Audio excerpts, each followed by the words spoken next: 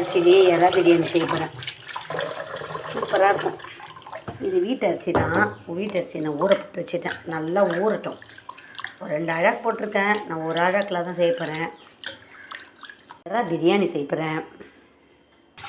எறா பிரியாணி, எறா கிரேவி, எறா வறுவல் சும்மா கொஞ்சம் செய்வேன். நிறைய செஞ்சது. இந்த எறாவை மட்டும் இந்த பாருங்கள், இதில் ஒரு பிளாக்காக இருக்கும். இதை நல்லா இப்படி கீறி எடுத்துக்கலாம். இப்படி போட்டு இப்படி இதுலேருந்து அப்படியே எடுத்துடலாம். அந்த கருப்பு கலரில் ஒரு குடல் இருக்கும், அதை எடுத்துடலாம். அப்படி இந்த பாருங்கள் இருக்கா.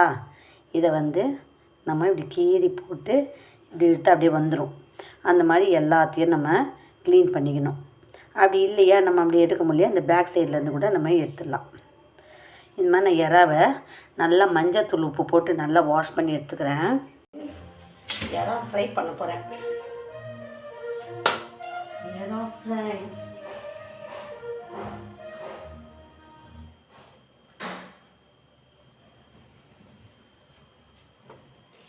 இல்லை கிரேவி பண்ணிக்கலாம். ஃபஸ்ட்டு கிரேவி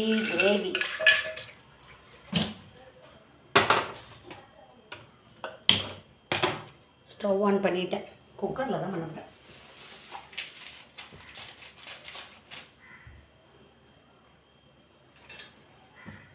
குக்கர் சூடாகட்டும். அதுக்குள்ளே இந்த பிரிஞ்சி இலை இதெல்லாம் ரெடி பண்ணி வச்சுக்கேன். கொஞ்சமாக வறுக்கிறதுக்கு தயார் பண்ணிக்கலாம். 65 எறா 65 பண்ணுறேன். இவ்வளோ எறா எடுத்துருக்கேன்னா சால்ட்டு இப்போதான் ஊறும். சால்ட்டு கொஞ்சம் போட்டுக்கிறேன்னா, அதுக்கப்புறமா ஒரு முட்டை,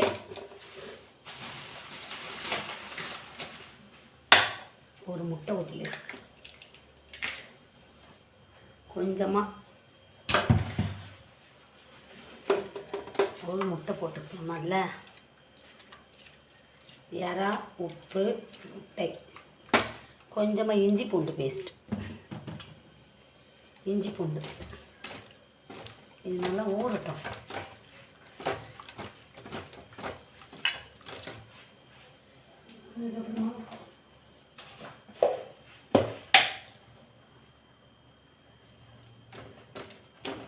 மிளகாத்தூள்,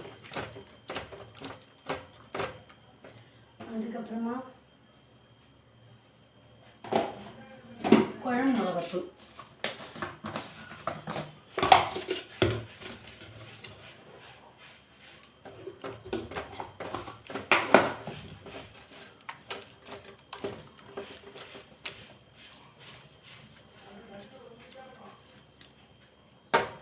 கொஞ்சமாக கார்ன்ஃப்ளவர்,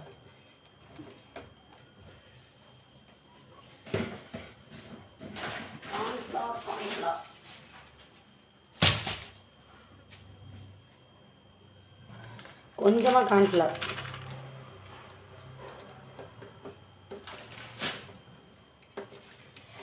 இது நல்லா ஊறட்டும். இது செம்ம டேஸ்ட்டாக இருக்கும். கொஞ்சம் தான் எறா ஃப்ரை பண்ண போகிறேன்.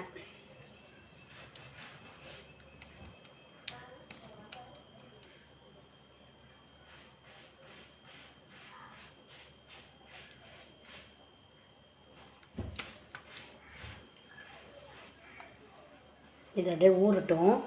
மற்றதெல்லாம் அந்த கையில் எறாவில் தடவி வச்சுக்கலாம். ஓகே, இப்போ நான் என்ன பண்ண போகிறேன், கொஞ்சம் நெய் ஊற்றிக்க போகிறேன். எறா பிரியாணி செய்யலாம். ஃபஸ்ட்டு எறா பிரியாணி அதிலே கொஞ்சம் எடுத்துட்டேன்னா கிரேவி நல்லாயிருக்கும். நான் ஃபஸ்ட்டு நெய் கொஞ்சம் போட்டுக்கிறேன். கொஞ்சம் தான் நெய் போடுறேன். கொஞ்சம் எண்ணெய் ஊற்றிக்கிடலாம். எண்ணெய் கொஞ்சம் ஊற்றலாம். இப்போ பட்டை லவங்கம் போட்டுக்கலாம். ஒரு பிரிஞ்சி இலை, அதுக்கப்புறமா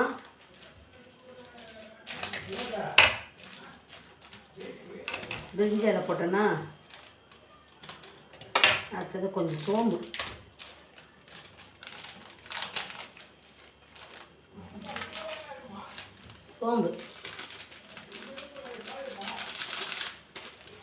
அடுத்தது ஒரு பட்டை இருக்குது, இதே கட் பண்ணி போட்டுருவோம்.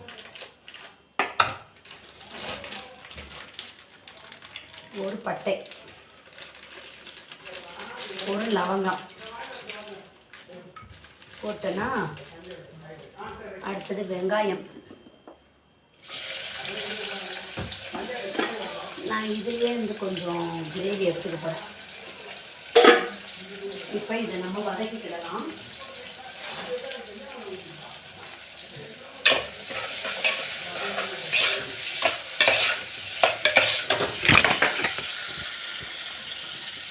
நான் இதில் வந்து நெய்யும் போட்டுக்கிட்டேன், எண்ணெயும் ஊற்றிக்கிட்டேன், பட்டை லவங்கம் போட்டு வெங்காயம் போட்டு வதக்கிக்கிடுவேன். நம்ம வீட்டில் இருக்க அரிசியில் தான் செய்கிறேன் நான் பிரியாணி. எறா பிரியாணி, எறா 65, எறா கிரேவி. மஞ்சத்தூள் கொஞ்சம் போட்டுக்கலாம், செம்ம டேஸ்ட்டாக இருக்கும் எறா பிரியாணி. இஞ்சி பூண்டு விழுது கொஞ்சம் போட்டுக்கிடலாம். கொஞ்சம் குழம்புக்கு வச்சுருக்கிறேன். இது வந்து எறா குழம்பு பண்ண போகிறேன். எறா குழம்பு, எறா கிரேவி. 2 பச்சை மிளகாய் போட்டுக்கிறேன். நல்லா வதக்கிக்கிறேன். நல்லா ப்ரௌன் கலரில் வரட்டும். சுவையான எறா பிரியாணி. நான் இதுலேயே புதினா இலையும் போட்டுக்கிறேன்.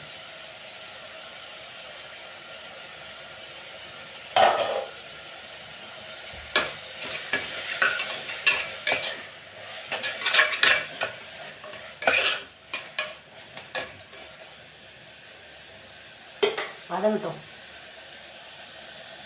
இஞ்சி பூண்டு போட்டாலுமே அதை கிளறி விட்டுட்டே இருக்கணும். தக்காளி போட்டுக்கிறேன் கொஞ்சமாக, கொஞ்சம் தான் தக்காளி.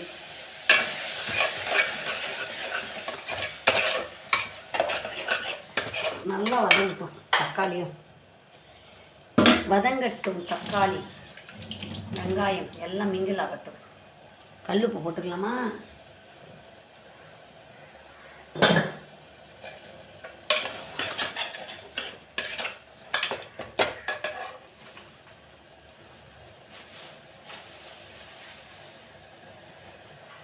ஒரு லெமன் இருக்கு, அதையும் புழிஞ்சுப்போம்.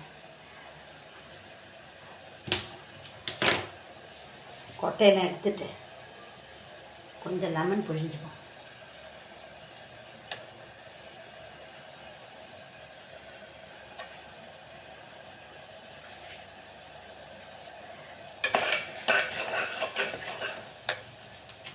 கொஞ்சமாக பிரியாணி மசாலா தூள் போட்டுக்கிறேன்.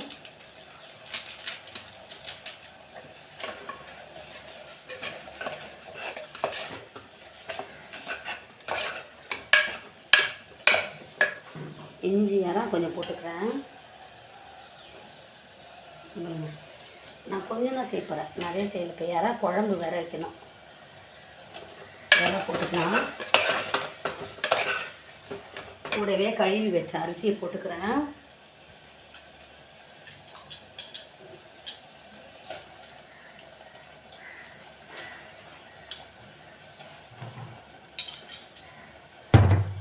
கொஞ்சமாக தயிர் விட்டுக்கிறேன். மிக்ஸ் பண்ணிக்கலாம். உப்பு எவ்வளோ இருக்குன்னு பார்க்கலாம். கொஞ்சமாக எறா பிரியாணி, எறா கிரேவி, ஒயிட் ரைஸ், சிக்கன், இது எறா 65 எல்லாம் செய்யணும்.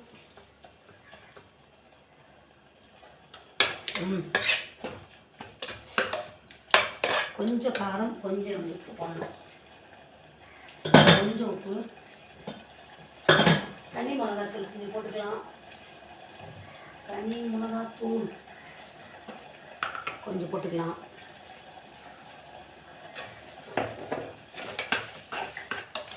பிரியாணி மசாலா தூள் கொஞ்சம் போட்டுக்கலாம். காரம் இல்லை.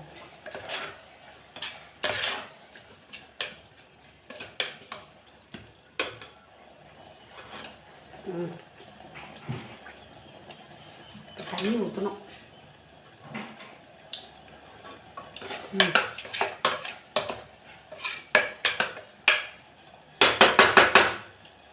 ஓகே, தண்ணி மட்டும் இப்போ அளந்து ஊற்றணும்.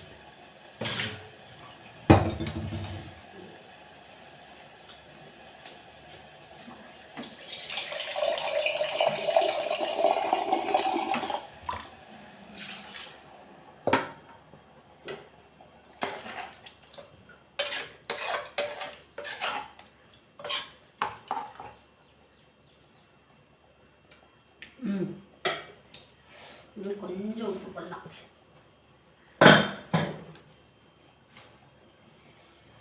ஓகே, இன்னும் கொஞ்சம் தண்ணி ஊற்றிக்கலாம்.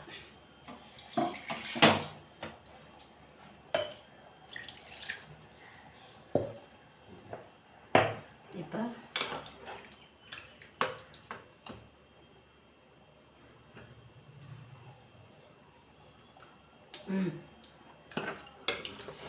ஓகே, கொஞ்சமாக நெய் போட்டுக்கலாம். இறக்கும் போது கொஞ்சம் போடலாம். குக்கர்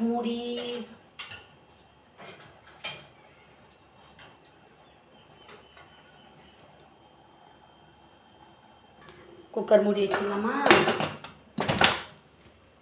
ஓகே, போதும், சவுண்டு வந்துச்சு. இப்போ நான் என்ன பண்ண போகிறேன், ஒரு தவா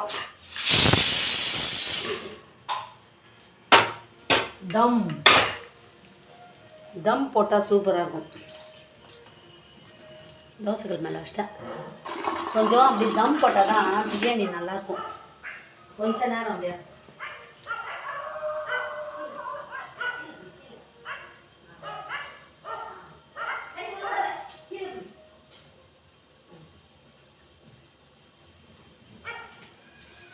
ஓகே, போதும், தம் போட்டாச்சு.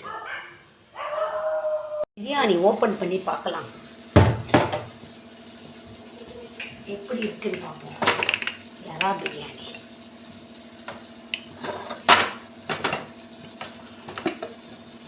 வாவ், சுவையான எறா பிரியாணி. நம்ம கொஞ்சம் நெய் விட்டுக்கலாம்.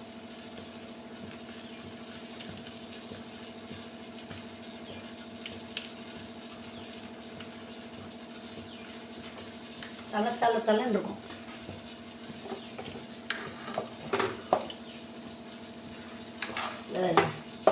சுவையான எறா பிரியாணி தயாராகிடுச்சா?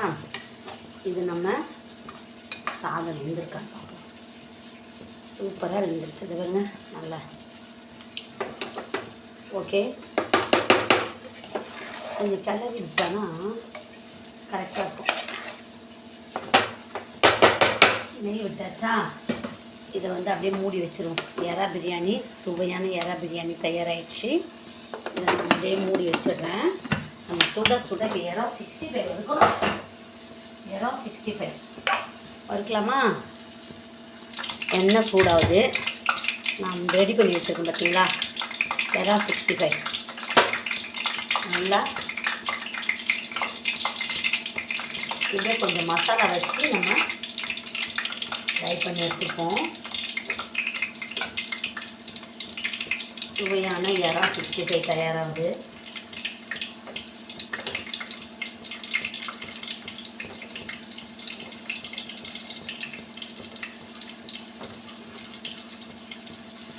நல்ல எண்ணெயிலே வறுத்து எடுத்துடலாம்.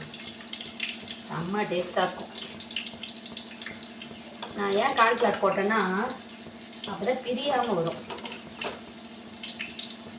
வடை மாதிரியே இருக்கும். எறா 65 எல்லாம் ஒன்றா போட்டு எடுத்துக்க வேண்டியதுதான்.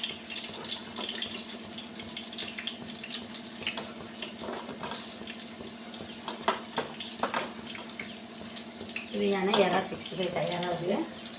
இதை அப்படியே ஊற்றிப்போம். எல்லாம் முட்டை தானே, அப்படியே நல்லா. அப்புறமா நம்ம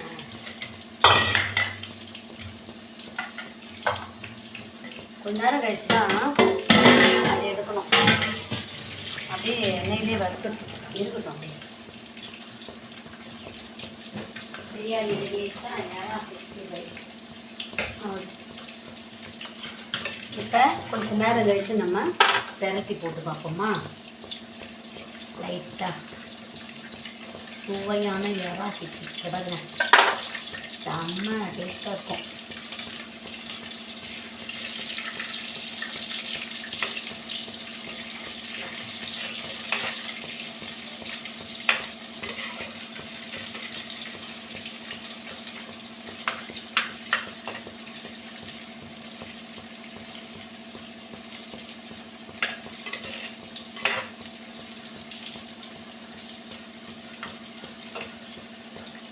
அப்படியே நல்லா ஃப்ரை பண்ணலாம் எண்ணெயிலேயே. சீக்கிரமாக வெந்துடும் இறாலாம். சுவையான இறா 65 ஆகிடுச்சு. கொஞ்சம் சிம்மில் வச்சுப்போம். இது அப்படியே பிரியாணிக்கு வச்சுட்டு இப்போ இந்த எண்ணெயிலே நான் வந்து இறா குழம்பு பண்ணிடுவேன். இறா குழம்பு, இறா கிரேவி எது வேணாலும் சொல்லலாம்.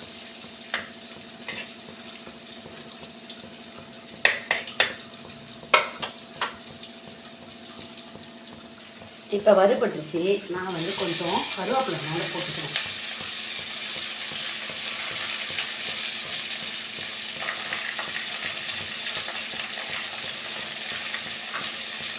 இப்போ தண்ணி தட்டில் எடுத்து வச்சுக்கலாம். போதும், நல்லா வறுபட்டுருச்சு.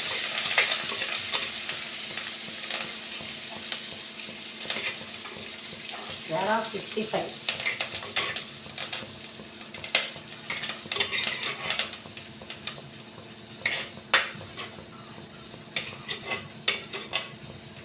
இறா 65 தயாராகிடுச்சு. இப்போ இதிலே வச்சுட்டு இதில் நான் என்ன பண்ண போகிறேன், சோம்பு,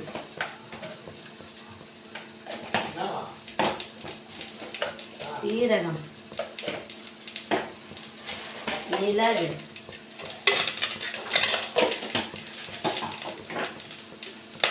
வெங்காயம், கருவேப்பிலை, கொஞ்சம் கருவேப்பிலை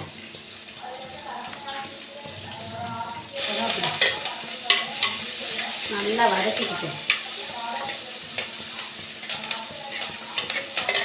இறா குழம்பு. இந்த இறா 65 செம்ம டேஸ்ட்டாக இருக்குது. Wow, ultimate. பாருங்க, செம்ம டேஸ்ட்டு. சூப்பர்.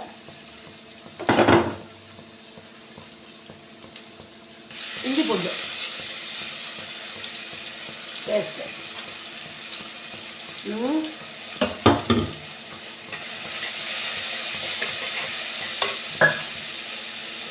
உப்பு, தனி மிளகாத்தூள், காஷ்மீரி சில்லி பவுடர், குழம்பு மிளகாத்தூள்,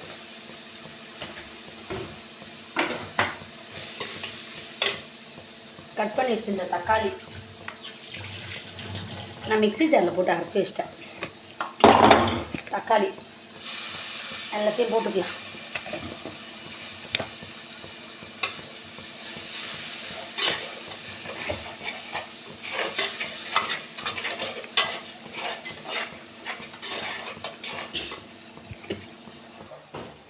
இப்போ இது நல்லா வதங்கட்டும்.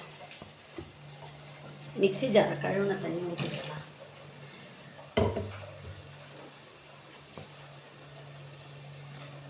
இப்போ நான் இறாவை போட்டுக்கிறேன். கழுவி வச்சிருந்த இறா போட்டு மிக்ஸ் பண்ணி விட்டுடலாம். நல்லா கலரி விட்டுலாம். சுவையான இறா கிரேவி, இறா குழம்பு கூட சொல்லலாம். இன்னும் கொஞ்சம் உப்பு போடணும். நம்ம காரம் பார்த்துக்கலாம். ஒரே மிளகா, இன்னும் கொஞ்சம் மிளகா போடலாம். இன்னும் கொஞ்சம் உப்பு போடலாம். இன்னும் கொஞ்சம் தண்ணி ஊற்றிக்கலாம். இது இறா குழம்பு கொதி வந்தோடனே ஸ்டவ் ஆஃப் பண்ணிடலாம். இப்போ இதுக்கு நான் தோசை செய்யணும். முட்டை தோசை செய்யப்படுறேன். செம்ம டேஸ்ட்டு. இறா சீக்கிரமாக வெந்துடும். ரொம்ப நேரம் வேக விட்டால் ரப்பர் மாதிரி ஆகிடும். சும்மா கொஞ்சம் கொதிலே இறக்கலாம். இறா குழம்பு ஓகே. இது பிரியாணி செய்யும்போது வெங்காயம் வளர்க்கணும். வெங்காயம் அதிகமாகிடுச்சு, வந்து கொஞ்சம் எடுத்துட்டு நல்லா கொதிக்கட்டும். இறா குழம்பு நல்லா கொதிக்குது. அப்போது ஸ்டவ் ஆஃப் பண்ணிடலாமா? இனிமேல் போதும், இறா வெந்திருக்கும். இப்படியே குழம்பு ஊற்றி சாப்பிட வேண்டியது தான். அந்த இறா குழம்பு ஊற்றி சாப்பிட்டு ஒயிட் ரைஸ் பண்ணுவேன். இப்போ நல்லா தோசை, முட்டை தோசை பண்ணிவிட்டு இறா குழம்பு சாப்பிடுவோம். செம்ம டேஸ்ட்டு.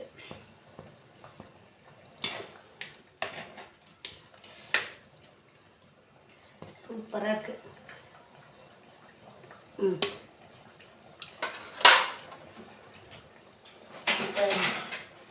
தோசை பண்ணணும். முட்டை தோசை பண்ணிவிட்டு எறா குழம்பு வச்சு சாப்பிட்டுட்டு ஒயிட் ரைஸ் பண்ணிட்டேன்னா இன்றைக்கி டிஃபனும் ஓவர், லஞ்சும் எல்லாமே ரெடி ஆயிடுச்சு. மாவு ரெடி ஆகிக்க, எறா குழம்பு ரெடி ஆயிடுச்சு.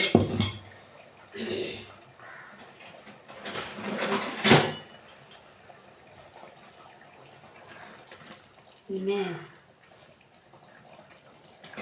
தயிர் பச்சடி பண்ணணும். நான் கொஞ்சம் லெமன் விட்டுக்கலான்னு பார்க்குறேன்.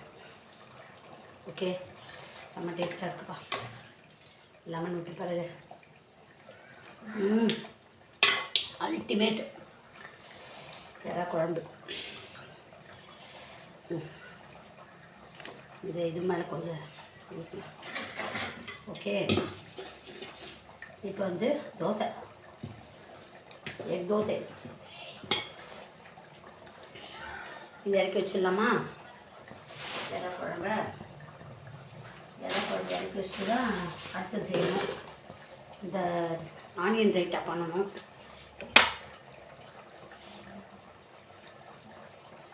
தோசை பண்ணிடலாமா? கொத்தமல்லி தழை இருந்தால் தூளா, கொத்தமல்லி தழை இல்லை. சரி போதும்.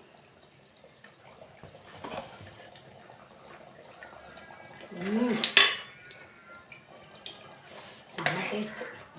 கொஞ்சம் பெப்பர் பவுடர் போட்டுக்கலாம். பெப்பர் தூள் இல்லைக்கா, பெப்பர் தூள் இருந்துச்சேன். பெப்பர் தூளும் கொத்தமல்லி தழையும் போட்டு இறங்கினா அவ்வளோ டேஸ்ட்டாக இருக்கும். இது ஓகே, இது தயாராகிடுச்சா?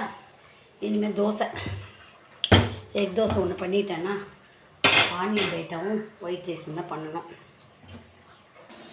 இப்போ நான் இது குழம்பு வைக்க போகிறேன்ல, இந்த எறா குழம்புக்கு தோசை, முட்டை தோசை பார்க்குறேன். ஒரே ஒரு முட்டை தோசை, ரொம்ப சூடாகிடக்கூடாது, ரொம்ப சூடாக. ஒரே ஒரு முட்டை தோசை.